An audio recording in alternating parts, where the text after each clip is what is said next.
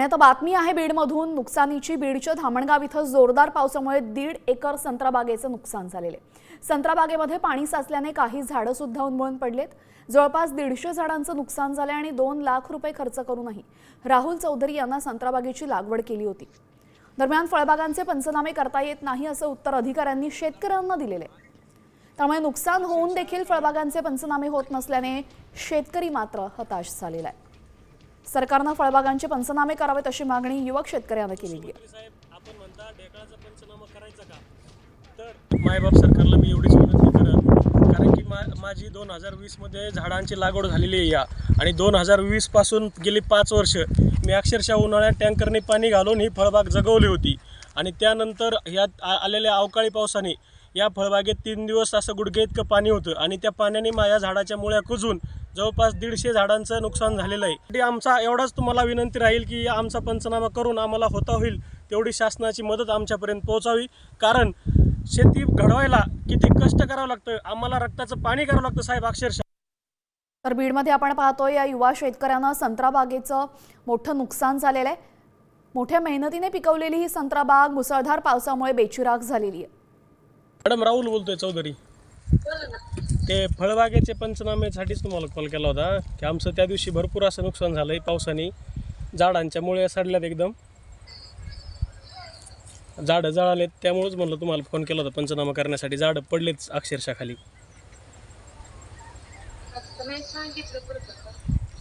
म्हणजे तसे काही आदेश नाही आले का अजून शासनाचे फळबागेचे? हां, फळबागेचे नाही सांगितले, मग कशाचे चालू आहे सध्या पंचनामे मॅडम? कांद्याचे चालू आहे। मॅडम राहुल बोलतोय चौधरी। त्यामुळे नुकसान भरपाई द्यावी अशी मागणी यावेळी शेतकऱ्यांकडून होते। दरम्यान अनेक ठिकाणी आपण पाहतोय मुसळधार पावसामुळे शेतकऱ्यांचं नुकसान झालेले। पाहूयात त्याच संदर्भातल्या महत्त्वाच्या बातम्या वेगवान स्वरूपात। मान्सूनचा प्रवास पूर्णपणे रखडलेला आहे। किमान 10 जूनपर्यंत तरी मान्सूनचा प्रवास थांबला असल्याचा अंदाज आहे। त्यामुळे आता शेतकऱ्यांनी पेरणी आणि लागवडीची घाई करू नये असं आवाहन कृषी विभागानं केलेलं आहे। पश्चिम किनारपट्टी आणि राज्यातील काही भागांमध्ये मात्र हलका पाऊस कोसळेल। राज्यातल्या बहुतांश भागामध्ये कोरडं हवामान असेल।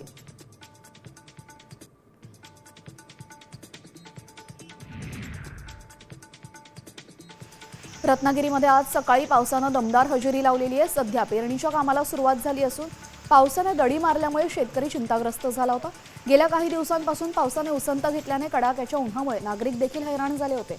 पावसाच्या आगमनामुळे उकाड्याने हैराण झालेल्या नागरिकांना काहीसा दिलासा मिळालेला आहे।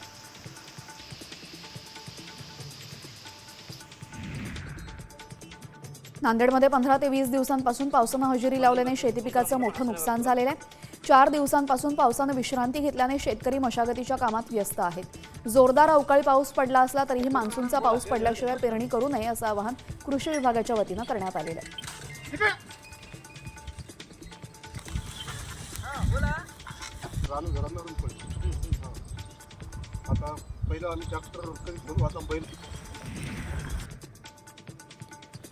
अहिल्यानगरमध्ये गेल्या 3 ते 4 दिवसांपासून पावसाने उसंत घेतलेली आहे।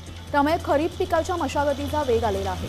ट्रॅक्टर आणि बैलजोडीच्या सहाय्याने रान तयार केलं जात आहे। तसंच बी बियाणे, खतं आणि औषध खरेदीची तयारी सुद्धा शेतकरी करतोय।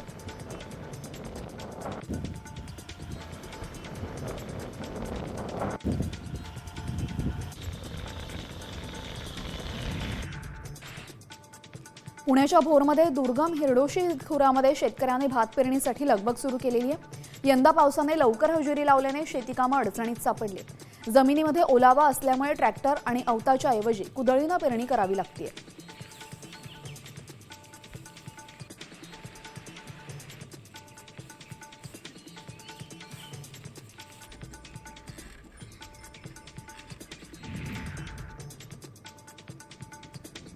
धाराशिवच्या तुळजापूर तालुक्यामध्ये मोरडा शिवारामध्ये 50 वर्षांपूर्वी बांधण्यात आलेला पाझर तलाव फुटलेला आहे। संपूर्ण शेतजमीन आणि पिकं वाहून गेल्याने मोठं नुकसान झालंय।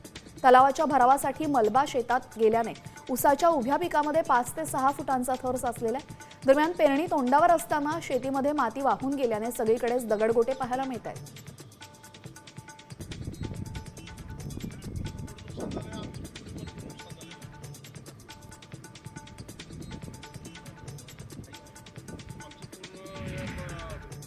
आणि आता पाहूयात मुंबईतल्या टॉप 5 बातम्या। 26 मेला मुंबईमध्ये पडलेल्या पावसाचा फटका मेट्रो ॲक्वालाईन 3 सेवेला बसला होता. मोठ्या प्रमाणामध्ये पाणी आचार्य यात्रे चौक स्थानकामध्ये शिरल्याने वरळी ते आचार्य चौक मेट्रो सेवा बंद करण्यात आली होती. 5 दिवस खंडित झालेली सेवा आता पुन्हा एकदा सुरळीत झालेली आहे.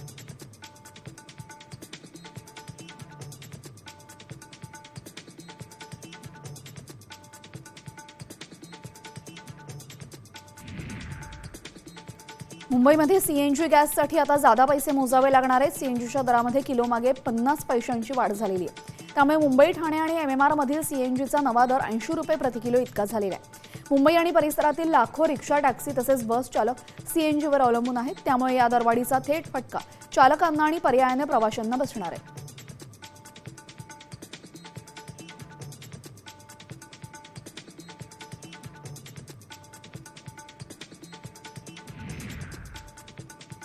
मुंबई आंतरराष्ट्रीय विमानतळावरनं मोठ्या प्रमाणात प्राण्यांची तस्करी सुरू होती. कस्टम विभागाच्या मोठ्या कारवाईमुळे 44 इंडोनेशियन पिट वायपर, 5 आशियाई leaf turtle, 3 spider tailed horn viper विमानतळातून जप्त करण्यात आलेले, तसेच एका प्रवाशाला अटक करण्यात आलेली आहे.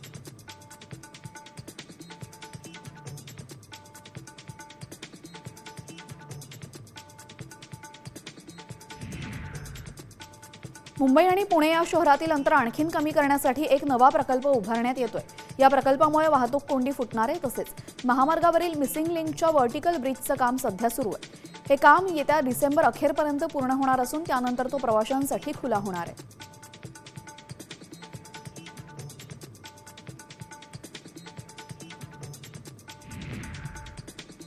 पावसाळ्यातील 2 महिन्यांमध्ये खोल समुद्रातील मासेमारीला बंदी घालण्यात आलेली आहे. दरम्यान त्यानुसार 1 जून ते 31 जुलैपर्यंत ही बंदी लागू राहील. या कालावधीमध्ये मासळीच्या प्रजननासाठी आवश्यक असल्याने ही बंदी घालण्यात येते. त्यामुळे ताजी मासळी कमी प्रमाणात उपलब्ध होत असल्याने मासळीच्या दरामध्ये वाढ होण्याची शक्यता आहे.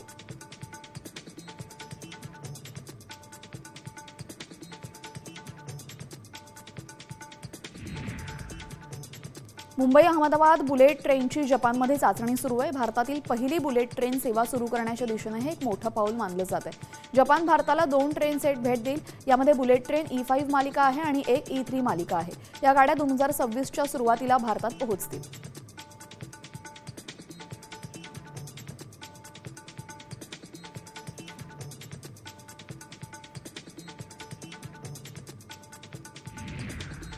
आणि आता बदलापूरमधून एक धक्कादायक बातमी समोर येते. बदलापुरात विद्युत तारेचा शॉक लागून एका 14 वर्षीय मुलाचा मृत्यू झालेला आहे. राजवीर लोखंडे सोसायटीच्या आवारात खेळत असताना तिथेच असलेल्या विजेच्या खांबावर पडला आणि या उघड्या तारेचा स्पर्श झाल्याने त्याचा जागीच मृत्यू झालेला आहे. राजवीरच्या पालकांनी पोलीस ठाण्यात तक्रार केली असून मृत्यूला जबाबदार असलेल्यांवर कठोर कारवाईची मागणी त्यांनी केलेली आहे.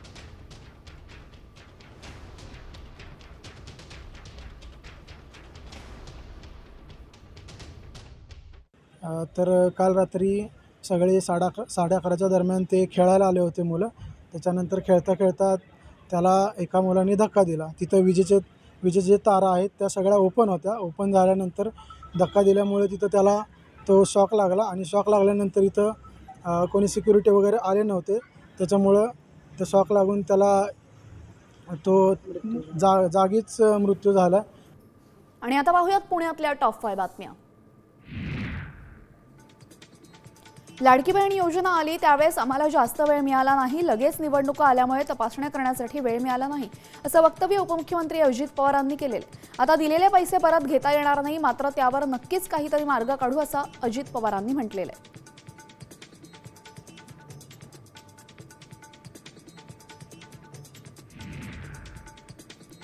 दख्खनची राणी आता 95 वर्षांची झालेली आहे. पुणे स्टेशनवर केक कापून वाढदिवस साजरा करण्यात आला. डेक्कन क्वीनला आकर्षक फुलांची सजावट करण्यात आली. डेक्कन क्वीन मुंबई पुणे दरम्यान धावणारी मध्य रेल्वेची गाडी आहे. 1930 साली ही ट्रेन सुरू करण्यात आली.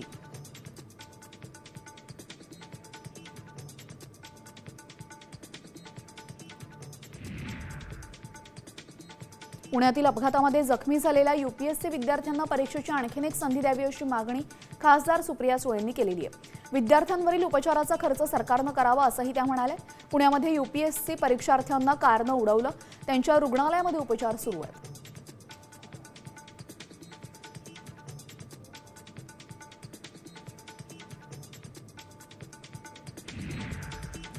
पुणे शहराध्यक्षपदी राष्ट्रवादी काँग्रेसचे सुनील टिंगरे आणि सुभाष जगताप या दोघांचीही निवड झाली आहे। टिंगरे यांना शहराच्या पूर्व विभागाची तर जगतापांना पश्चिम विभागाची जबाबदारी देण्यात आलेली आहे।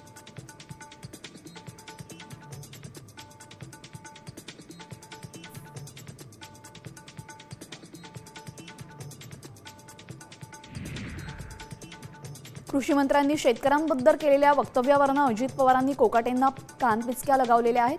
काही गोष्टी बोलून का दाखवता, मनात ठेवा असं अजित पवार म्हणाले। कृषी मंत्री म्हणजे ओसाड गावचा पाटील असं वक्तव्य माणिकराव कोकाटेंनी केलंय। यावरून अजित पवारांनी कोकाटेंना काही गोष्टी मनात ठेवण्याचा सल्ला दिलाय।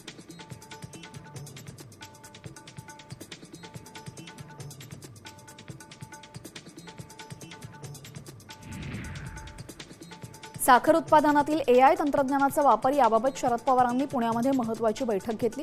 बारामतीतील सोमेश्वर कारखाना, बारामती बँक आणि AI संस्था यांच्या माध्यमातून एका पायलट प्रोजेक्टची स्थापना करण्यात येणार आहे। ऊस उत्पादनामध्ये 40% प्रोडक्शन वाढलं तर AIला पैसे दिले जातील अशी चर्चा या बैठकीत झालेली आहे।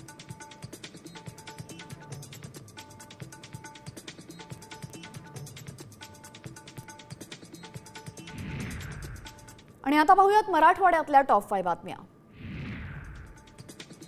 बीडच्या परळीमधून एक संतापजनक प्रकार समोर आलेला आहे। वैद्यनाथ मंदिराच्या परिसरामध्ये मांसाहारी अन्न शिजवण्यात आलं। या ठिकाणी बांधकाम करणाऱ्या कामगारांनी हा प्रताप केलेला आहे। या परिसरामध्ये काही भाविकांनी व्हिडिओ देखील चित्रित केला। या प्रकरणामध्ये कारवाई करावी अशी मागणी आता भाविक करतात। आज शनिवार आहे आणि हे आपलं पावसामुळे तुळजाभवानी मंदिरातील गोमुख तीर्थकुंडातील नैसर्गिक झरा सुरू झालेला आहे। बालाघाट डोंगर रांगामधील पाणी झऱ्यातून नैसर्गिकरित्या मंदिरामध्ये पोहोचतंय। हा झरा सुरू झाल्यामुळे भाविकांमध्ये आनंदाचं वातावरण आहे।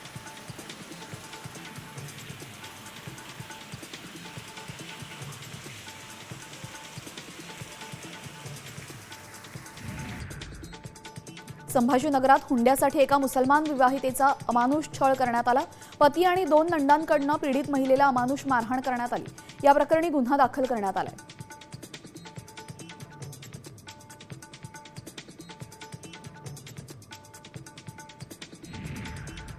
लातूरमध्ये 5 ते 6 जणांच्या दारुड्या टवाळखोरांनी एका विद्यार्थ्याला बेदम मारहाण केलेली आहे। लातूरच्या रेणापूर इथं गुन्हेगारी प्रवृत्ती दिवसेंदिवस वाढत चालली आहे। दरम्यान ही सगळी मारहाणीची घटना CCTV कॅमेऱ्यात कैद झाली।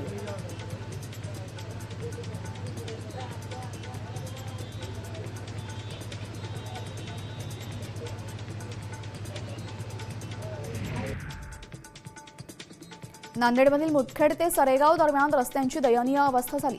पावसामुळे ठिकठिकाणी चिखल पसरला, त्यामुळे गावकऱ्यांना जीव धोक्यात घालून प्रवास करावा लागतोय। याबाबत निवेदन देऊनही प्रशासनानं दुर्लक्ष केल्याचा आरोप गावकऱ्यांनी केलेला आहे।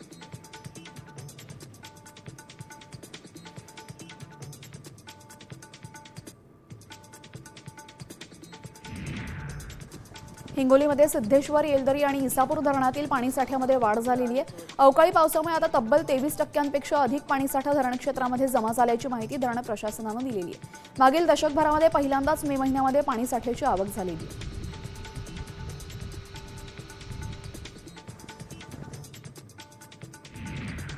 आणि आता पाहूयात विदर्भातल्या महत्त्वाच्या 5 बातम्या। नागपूरच्या पारशिवनीमध्ये वाघाच्या हल्ल्यामध्ये एका शेतकऱ्याचा मृत्यू झाला। रवी कालसर्पे असं या शेतकऱ्याचं नाव आहे। तो शेतामध्ये काम करत असताना त्याच्या मागून वाघानं हल्ला केला। दरम्यान वनविभागाचा पंचनामा न होताच मृतदेह शवविच्छेदनासाठी नेल्याने नागरिकांकडून मात्र संताप व्यक्त होतोय।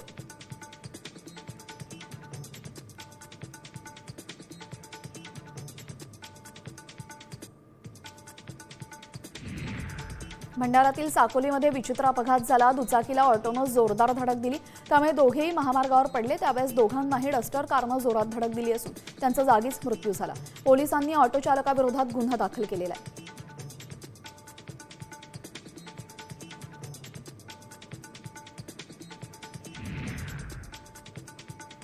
अमरावती महापालिकेच्या वतीने नाल्यांची साफसफाई मोहीम राबवण्यात आली। मात्र शहरामध्ये नाल्यांची सफाई नीट न झाल्याचं समोर आलं। नाल्यातील गाळ आणि झाडाझुडपं तसेच आहेत, त्यामुळे साफसफाईचं अभियान केवळ कागदोपत्री सुरू आहे का असा सवाल उपस्थित केला जातोय।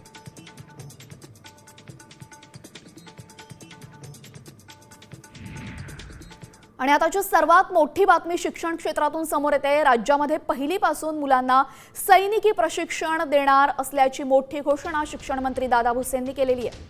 मुलांमध्ये राष्ट्रभक्ती वाढावी यासाठी पहिलीपासून मुलांना सैनिकी प्रशिक्षण देणारे अशी घोषणा सकाळ इन युथ समिटमध्ये भुसेंनी केलेली आहे. पहिलीपासून सैनिकी प्रशिक्षणाचे प्राथमिक पातळीचे धडे, माजी सैनिक, sport teacher, NCC scout guide हे सर्व शिक्षक त्या ठिकाणी धडे देणार आहेत. आता मुलांना पहिलीपासून सैनिकी प्रशिक्षण मिळणार आहे. माजी सैनिक कल्याण मंत्री माननीय शंभूराजे देसाई साहेब, माननीय मुख्यमंत्री महोदयांनी पण आम्हाला आश्वासन केलेलं आहे की येणाऱ्या काळामध्ये विद्यार्थ्यांना, अगदी पहिलीच्या विद्यार्थ्याच्यापासून त्याच्यामध्ये राष्ट्रभक्ती निर्माण झाली पाहिजे आणि म्हणून त्याला सैनिकी प्रशिक्षण देता येईल का या दृष्टिकोनातून पण आम्ही नियोजन करायला घेतलेलं आहे. आणि पहिलीच्यापासून सैनिकी प्रशिक्षणाचे प्राथमिक पातळीवरचे धडे, माजी सैनिक, आमचे sports teacher, NCC scout guide हे सर्व शिक्षक त्या ठिकाणी त्या विद्यार्थ्यांना त्या ठिकाणी धडे देतील. तरी अत्यंत मोठी बातमी आता समोर आलेली आहे. आपण पाहतोय इयत्ता पहिलीपासून विद्यार्थ्यांना सैनिकी प्रशिक्षण मिळणार असल्याची मोठी घोषणा यावेळेस दादा भुसे यांनी सकाळी इन युथ समिटमध्ये केलेली आहे.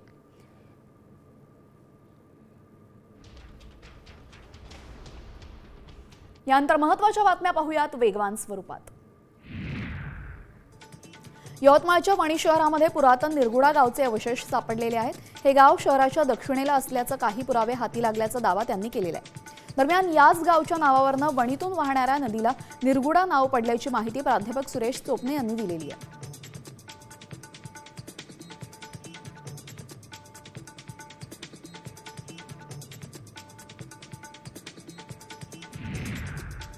यवतमाळमधील विकास कामं आणि सिंचन सुविधांचा पालकमंत्री संजय राठोड यांनी आढावा घेतला. नगर परिषद क्षेत्रामध्ये जवळपास 70 कोटींची विविध विकास कामं सुरू आहेत.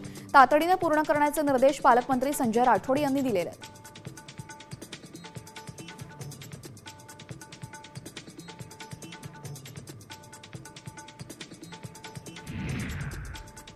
यवतमाळच्या वणीमध्ये मिर्झा वॉशिंग सेंटरमध्ये यावेळेस 4 चाकी दुरुस्ती करण्यासाठी आली होती. मात्र कारमधून 7.5 तोळे वजनाचं सोनं लंपास करण्यात आलं. या प्रकरणी पोलिसात तक्रार करण्यात आली असून काही तासातच चोरट्यांच्या मुसक्या आवळण्यात आलेल्या आहेत.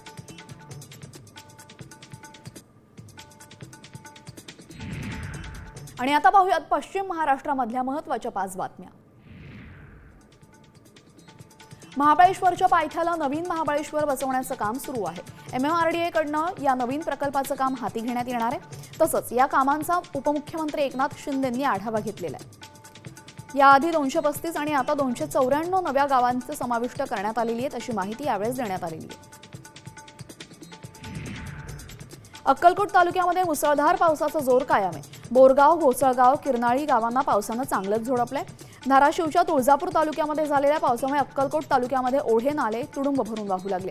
अक्कलकोट तालुक्यामध्ये सुरू असणाऱ्या पावसाच्या जोरदार बॅटिंगमुळे शेतशिवारामध्ये पाणी शिरलं.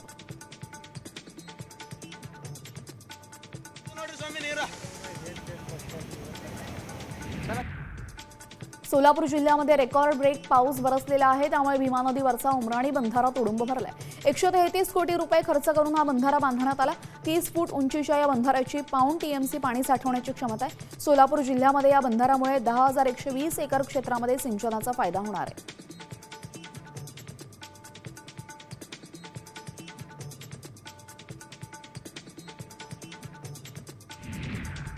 बार्शी तालुक्यामध्ये पंचनाम्यासाठी आलेल्या अधिकाऱ्यांना गुडघाभर पाण्यातनं वाट काढावी लागली. साकत येथील भुईमुग, उडीद, काकडी आणि आंबा तसेच ज्वारी पिकाचं मोठ्या प्रमाणात नुकसान झालेलं आहे.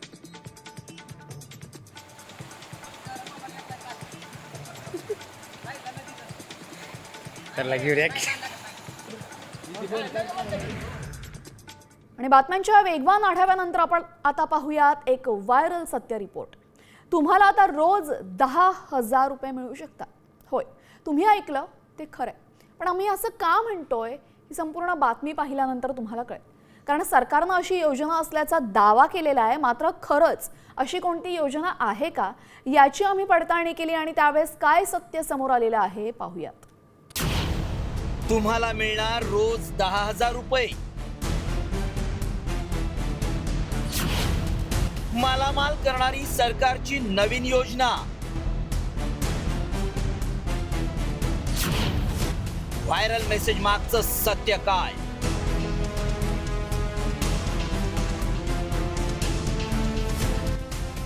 केंद्र सरकारची एक योजना आली आहे आणि या योजनेतून दर दिवशी 10,000 रुपये मिळतात असा दावा करण्यात आलाय. मिळालेले पैसे काढण्यासाठी एटीएम बाहेर रांगा लागत असल्याचा दावाही करण्यात आलाय. त्यामुळे सगळ्यांनाच प्रश्न पडलाय की ही नक्की योजना आहे तरी कोणती? मात्र खरंच अशी कोणती सरकारची योजना आहे का, याची आम्ही पडताळणी सुरू केली. त्याआधी मेसेजमध्ये नेमका काय दावा केलाय पाहूया. पंतप्रधान मोदींच्या नावानं केंद्र सरकारनं एक योजना सुरू केली आहे. या योजनेतून दररोज 10,000 रुपये मिळवण्याची संधी आहे. रोज पैसे मिळत असल्यानं लोक तातडीनं पैसे काढतात. त्यामुळे एटीएम बाहेर लोकांच्या रांगा पाहायला मिळतात असा दावा केला गेलाय. त्यामुळे अशी कोणतीही योजना आहे का? खरंच सरकार रोज 10,000 रुपये देतंय का?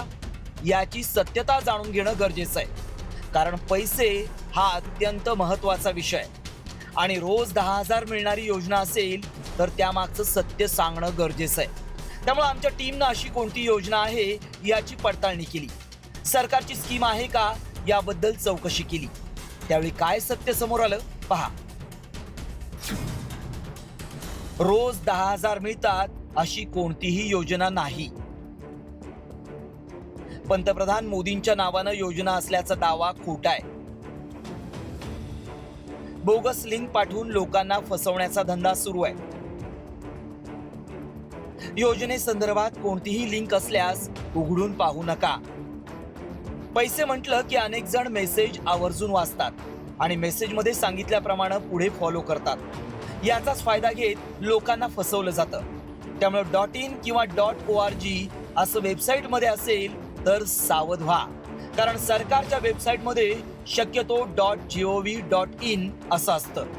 आमच्या पडताळणीत दररोज 10,000 मिळतील अशी योजना असल्याचा दावा असत्य ठरलाय. ब्युरो रिपोर्ट, साम टीव्ही न्यूज.